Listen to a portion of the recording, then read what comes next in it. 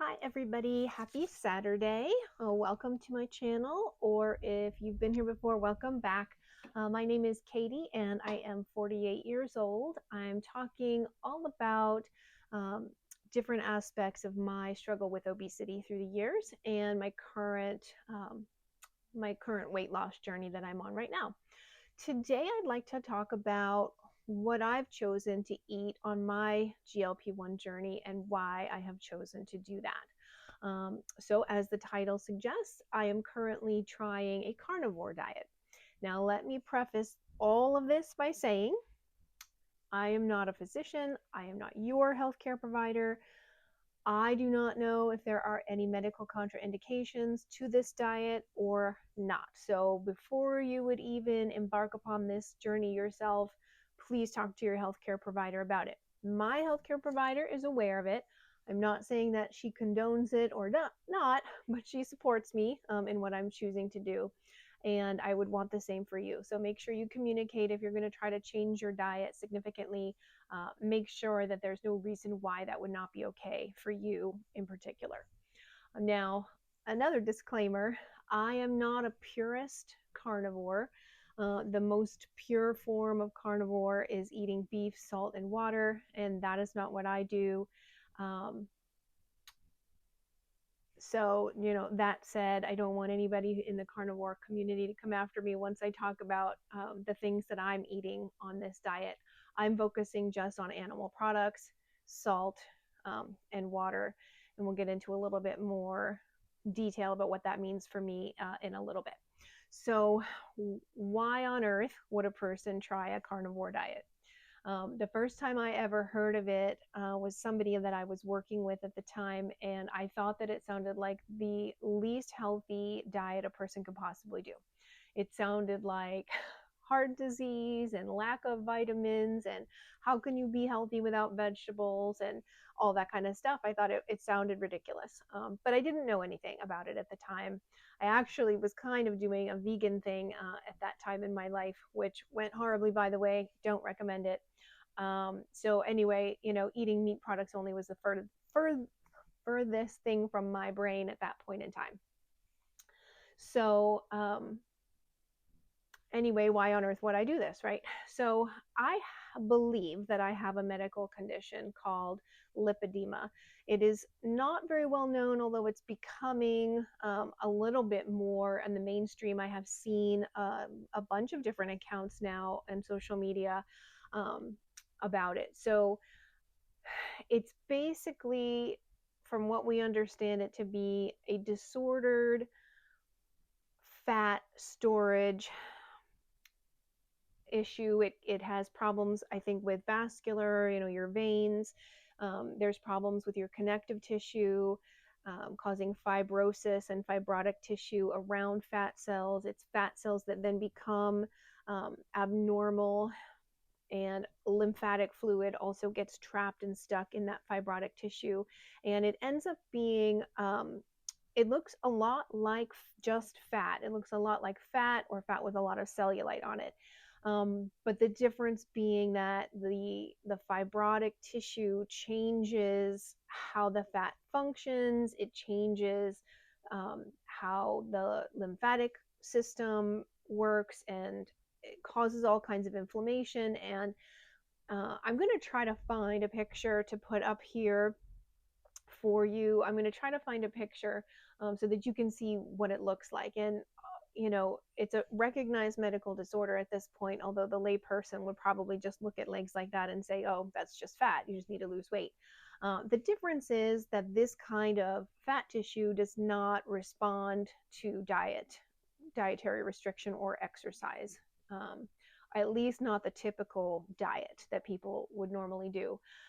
So, I mean, most people who have had this condition have dieted for their whole lives trying to get rid of it. It doesn't matter how low in calories you go, it doesn't matter how much exercise you do, you will still have this accumulation of disordered fat and connective tissue on your body. And that has been true for me my whole life. I do not have an official diagnosis yet. It's kind of difficult. Oh, I hope I didn't ruin my microphone there. It's difficult to get one. There are not very many people who specialize in it, and your primary doctor may have heard of it, but unless you have the most common subtype, they're going to say you don't have it, which is kind of what my doctor said. And I disagree with her. I know I'm not a physician and I don't necessarily have the place to say that, but from what I have seen, I've done a lot of watching of physicians on YouTube and other places. They are physicians who do diagnose it, and I see my body represented in these women time after time after time. So I don't have an official diagnosis of it, but I do suspect that I have it. I'm going to try to get an official diagnosis because I do think that that is important. So I'm looking around here to see if I can find a specialist who could let me know for sure one way or the other if I do or do not have it. So since in my history, a long history of dieting, I have done, pretty much every diet that there is. And it held true for me that no matter how low in body weight I got, I almost looked at times almost emaciated on the top, very, very thin on the top. But yet down on the bottom, my legs were still thick and lumpy and bumpy, and I just could never get any muscle definition, no matter how much exercise I did. And it was very, very frustrating. And I just, I had never heard of lipedema until about, 6 months, maybe 8 months ago. And so I just thought, I just haven't tried hard enough. I haven't dieted down enough. I need to get lower in weight. I need to keep pushing it. And so now I have a feeling that that's not the case. But it doesn't sit well with me that there's no cure or that there's no real treatment for it. I want to believe that there's a biological basis for it, that it got triggered by something, and my diet and my lifestyle throughout the years has just made it worse and worse. And if I can undo some of the damage that I've done and fix how my body is functioning, then perhaps there is some kind of solution to be had. So I was looking all over the place for other people and trying to understand more about lipedema. I stumbled across some researchers who had women with lipedema go on a ketogenic diet and saw very good success in terms of, at the very least, shrinking down the size of the tissue. Whether the tissue was eliminated or not, I don't know, because they never showed any pictures, so I couldn't see. But they could measure a decrease in the size of people's legs when they followed a ketogenic diet. So I said, okay. I had done keto years ago, and honestly, I hated it. A lot of people love it. My husband has sworn by it for years. My parents got onto it. My older sister has gotten onto it, and they love it. I mean, they feel great. They feel energized. It has decreased their hunger. It has increased their energy. They're doing it for the benefits for Alzheimer's prevention and things like that, among other things. But, I tried it, and I was always fatigued, very low energy, always hungry. I had a really hard time getting any ketones to be produced. I mean, I tried so hard. And just for anybody who's never done a keto diet, just to introduce the concept to you, it basically means you limit your carbohydrates to no more than 50 per day. Some people go even more strict than that and say no more than 20. I did both versions back in the day. And so you focus primarily on getting your calories from protein and from fat. And just really, really limiting down your carbs. A lot of people end up mostly just eating vegetables alongside their meat with maybe, some berries here and there or something like that. Some people do the low carb chips and the low carb protein bars and stuff like that. And I did some of that as well. But again, I could not get my ketones up, barely above the just into ketosis range. I always had hunger. I had lots of headaches. I was chasing headaches with drinking salt water and then digestive issues. And anyway, it didn't fix my legs either. So I had tried that years ago, and I swore that I would never do it again. I really did not enjoy it. So I wasn't totally thrilled by the concept of needing to go on a ketogenic diet to perhaps help my lipedema. So then I was doing a little bit more looking around, and I saw a couple of stories on YouTube about people who have lipedema, and they had some success either reversing it or decreasing it significantly on a carnivore diet. So here we go on the carnivore thing again. And I'm like, oh, I don't want to do that, but I'm kind of at the point where I would try anything. When I gained weight this last time, I gained so much weight, and it just, boom, the lipedema tissue just exploded everywhere, all over my body. Now I have some on my arms, I have some in my stomach, I have some on my butt, I have some, and I have a lot more than I ever had on my thighs and on my legs. And um, it's just kind of devastating because no matter how much weight you lose, it still looks like you haven't done any work. It still looks like you're fat and that you have cellulite all over. And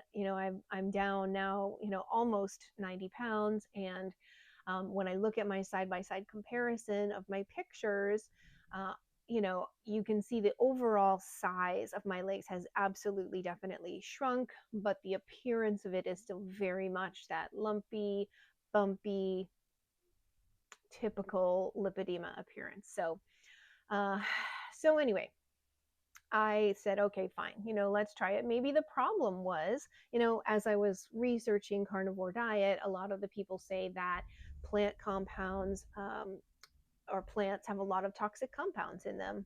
Their self-defense mechanism, they can't run away, so they have toxins in them. And things like oxalates and lectins and, all kinds of things that can cause inflammation in the body.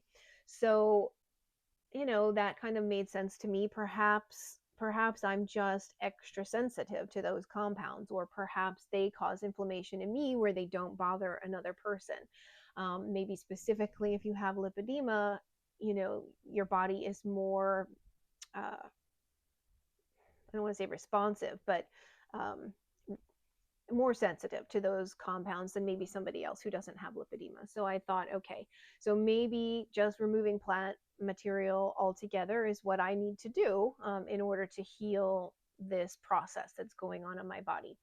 So that's what I decided to try. So we went on carnivore. I started it in mid-April, and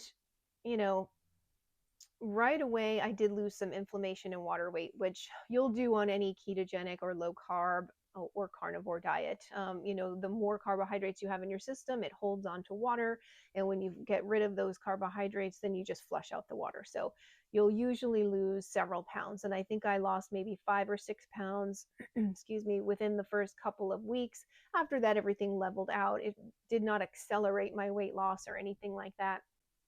So I just was losing about 1 to 2 pounds per week after I switched. So, and I've just been going on with that this whole time.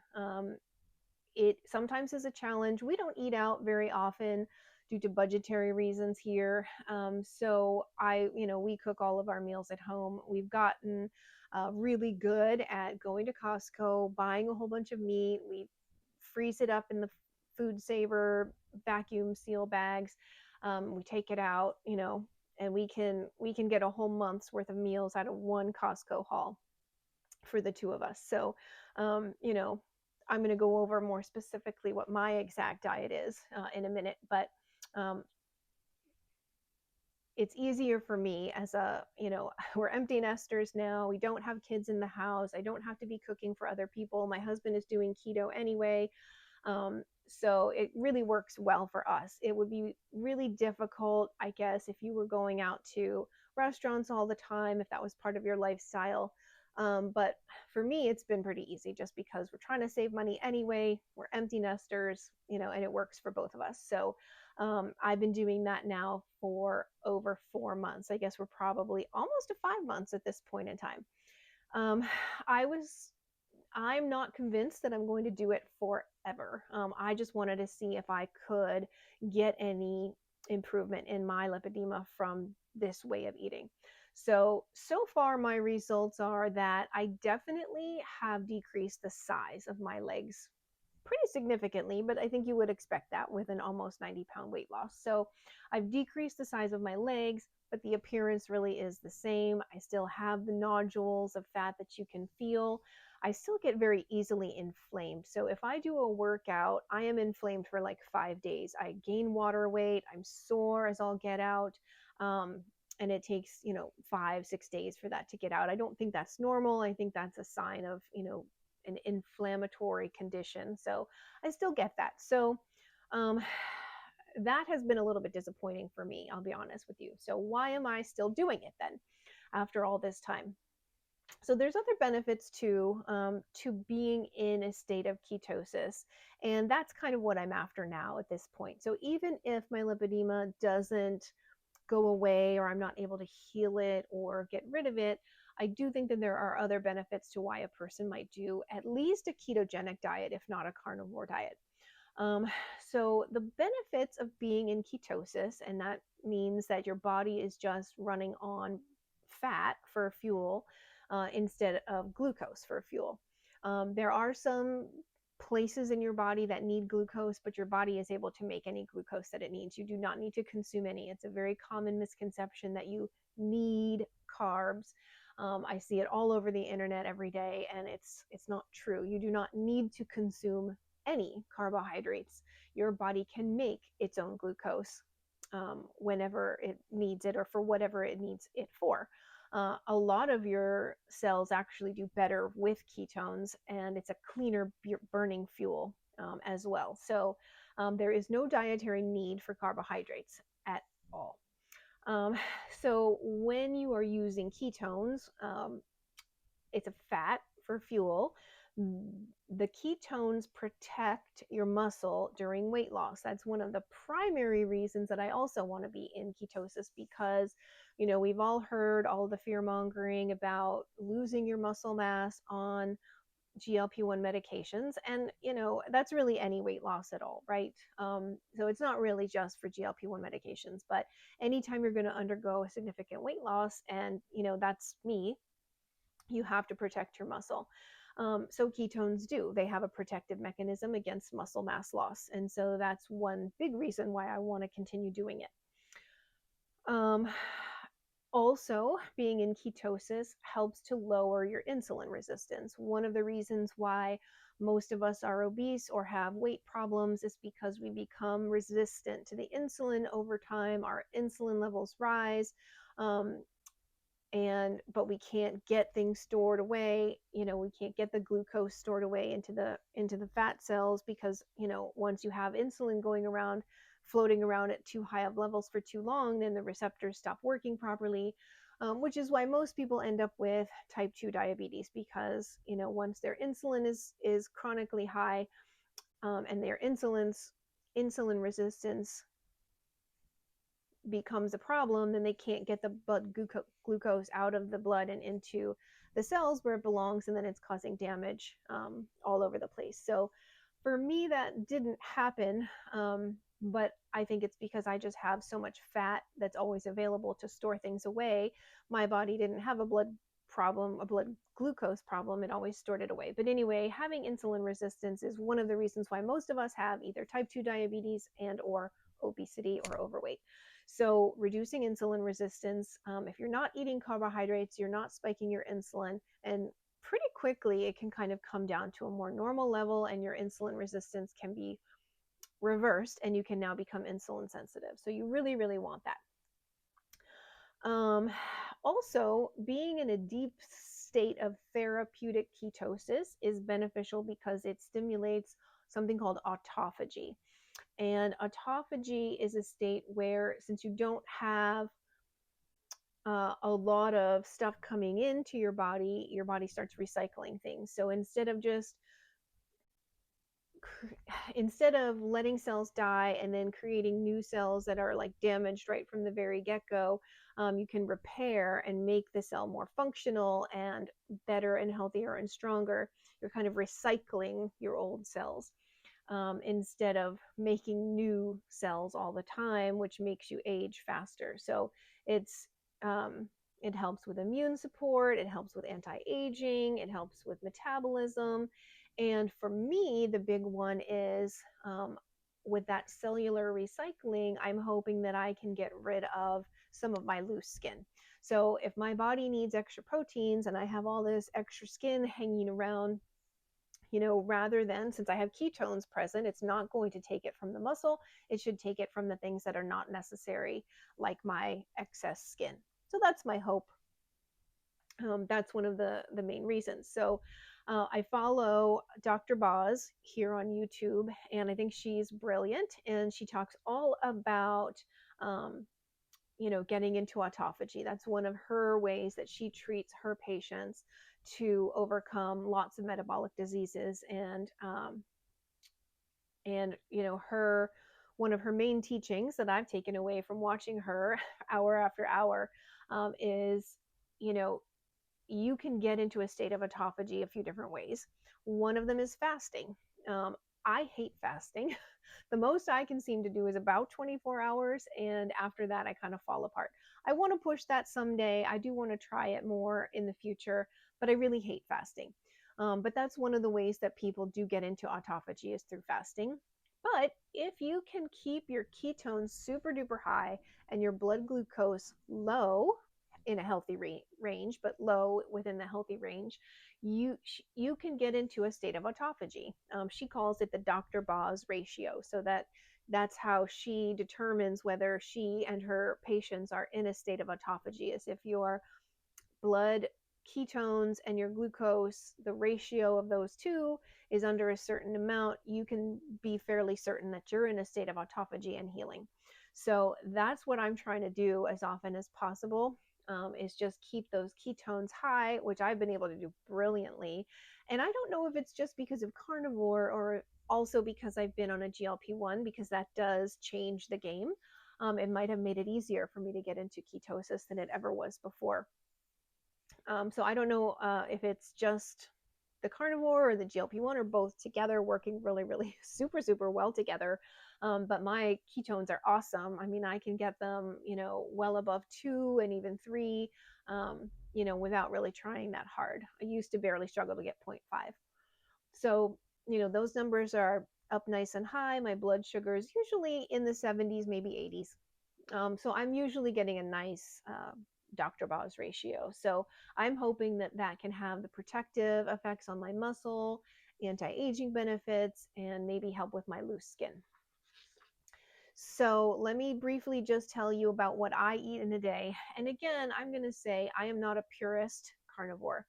So I'm not the most strict form that you can be. That's just not going to work for me. I like steak. I like meat, red meat. But I do need a little bit of variety in my life. And I think that if I was going to sit down and eat a steak 3 times a day, I would be sick of it in like 2 days. So, so I need a little bit of variety. So mostly what I eat in the morning is bacon and eggs. That's a go-to for me. I love it. I could probably eat it, I could eat it forever till the day I die. I like bacon and eggs, so that's what I usually have for breakfast. Then lunch is usually leftovers of whatever dinner we made the night before. We cycle through pork chops, steaks of all different cuts, whatever you like. I do make pulled beef in my Instant Pot. I make pulled pork. I make pulled chicken. We eat plain chicken wings. I don't season them with anything other than salt for me personally.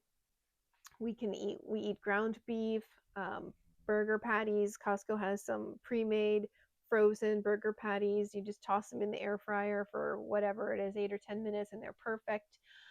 Sometimes I eat lamb. My husband doesn't like lamb, so we don't eat it very often, but you can. Like I said, I eat eggs, and I eat them in all forms. So scrambled eggs, fried eggs, hard-boiled eggs, all good. I don't snack very often anymore. My appetite suppression is pretty good.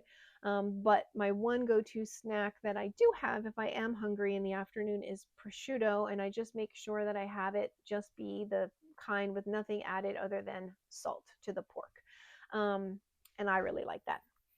Every once in a while, I'll grab a couple of slices of bacon or something like that too, if I don't have any prosciutto available. So that's pretty much I think all I eat. We just kind of rotate it, as we feel like it. And one of the nice things about it has been that I have stopped having to weigh and track everything meticulously. Before I went carnivore, I really found myself needing to weigh out every portion of rice or beans or salad dressings and veggies, and I had to make sure I was getting enough protein and enough fiber and all of this kind of stuff. And I mean, I've been doing that off and on my entire life, so it's not like it's new for me or challenging, but it is kind of irritating to have to weigh and measure every single thing that you eat. I did at first when I switched because I wanted to make sure that I was getting enough calories. That's one thing that can happen, obviously, when you go on a GLP-1, your appetite can go low and it sometimes can be hard to eat everything that you need. But what I found was, while I sometimes when I was eating carbohydrates and other things that I ended up under eating it, not on purpose, but just because, I don't know. I don't know what it was. I wasn't getting enough calories from the things that I was eating sometimes. But when I started eating fatty cuts of meat, I really get plenty of protein and plenty of fat and calories without really trying, but I'm not necessarily going high calorie and high fat like some carnivores do, but I haven't had to weigh and I haven't had to measure. I'm getting plenty of protein, I'm getting plenty of fat, plenty of calories in the day, and it's easy for me to just eat when I'm hungry and stop when I'm feeling satisfied and still get enough calories without going overboard. So it's actually been very, very easy for me, a much more simplified way of life. For me, we have our air fryer and instant pot, and those are like 90% of how we cook our food is in one or the other of those. And it's super easy, it's super simple, it's super fast. And, I don't eat anything I don't like, obviously. Um, so everything that I eat I enjoy, and it's just been super simple and very less stress, not having to make all these side dishes and worry about how much it is and how many carbs and how much whatever. I don't have to worry about fiber. I was constipated when I was eating 35 to 45 grams of fiber a day. I'm not anymore. um, you know say what you will about it, but I don't think that I need the fiber anymore. I did when I was eating lots of plant matter, and I don't seem to need it anymore. So it's not really a concern. Um, in terms of vitamin C, I don't know. They say you don't need it. Every once in a while, I'll take some just in case. I haven't had any symptoms of scurvy that I can tell. But hey, you never know, right? So I take it a little bit here and there. Um, from what I've seen, what I've read, you can get all of the nutrients that you need from meat and eggs. So that is what I eat, and I don't seem to be having any nutrient deficiencies. We're going to get some blood work done in September when I see my doctor for my follow up, and we'll find out. Um, what else? Oh, okay. So here's one thing that the carnivore people would probably shake their fist at me or their finger at me for. I do drink electrolytes kind of all day long. I don't seem to be able to make myself drink plain water. If it doesn't have flavoring in it, I won't drink it and I will end up being dehydrated pretty severely. So I do drink electrolytes, and I do drink the ones that are flavored and they have stevia for a sweetener. And I know that's a big no-no. Most people on carnivore would say, oh my gosh, you can't do that. You have to have the plain unflavored ones. And I'm not saying I don't agree. I'm just saying that I can't do it. the the flavored electrolytes are like the one thing that I have that I feel like is a treat. I look forward to drinking it, and it helps me drink my water. So maybe someday I will stop drinking that. If I run into a stall or if I run into any problems, then certainly, maybe I'll try to cut those out. But for now, I do drink electrolytes sweetened with stevia, and they have flavors. So it is what it is. Not a true carnivore, then, I guess. All right, so what is my plan for the future? I don't have any immediate plans to go off. I'm losing weight on a good clip, and I don't want to mess it up. I want to keep going for now until I hit my goal weight, or if I can get some good benefit from my lipedema.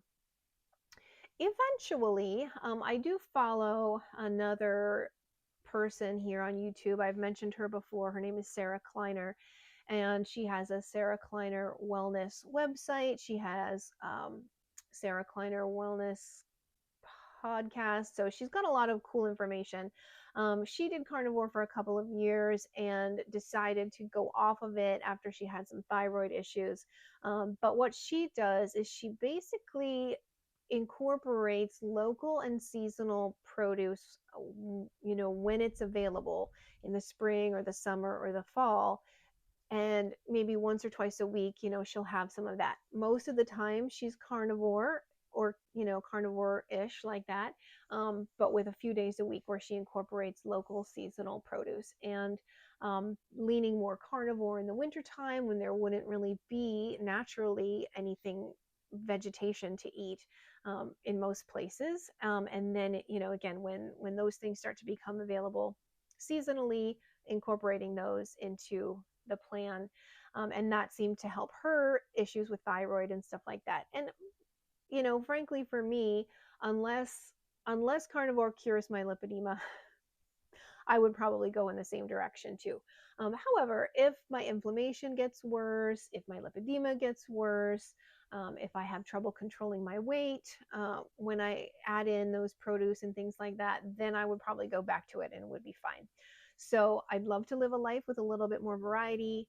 I don't hate carnivore. I don't love carnivore. I certainly do miss certain things. Oh, I forgot to say I do eat seafood too. So I also eat seafood like salmon and shrimp and scallops and oysters from time to time. So I'm sorry, I do have seafood as well. But I do miss a little bit of the variety. I like vegetables. I genuinely like them. And I miss having them a little bit. So, and fruit, of course. So, that's my plan for the future. Is we're just going to have to see how it goes. And yeah, so that's it. That's where I stand on why I chose to do a carnivore diet. And I know that I'm kind of in a weird space here, because I feel like if you ask the carnivore community, they hate GLP-1 medications and they think every problem can be solved on a carnivore diet. If you ask most people on a GLP-1, they don't want to go on a carnivore diet. They want to be able to have the flexibility, and I think they believe that they need to have carbohydrates to be healthy, which isn't really true, but that's okay. So I'm kind of in this weird space in the middle where I'm doing something that neither group really embraces, and I'm here in the middle doing it.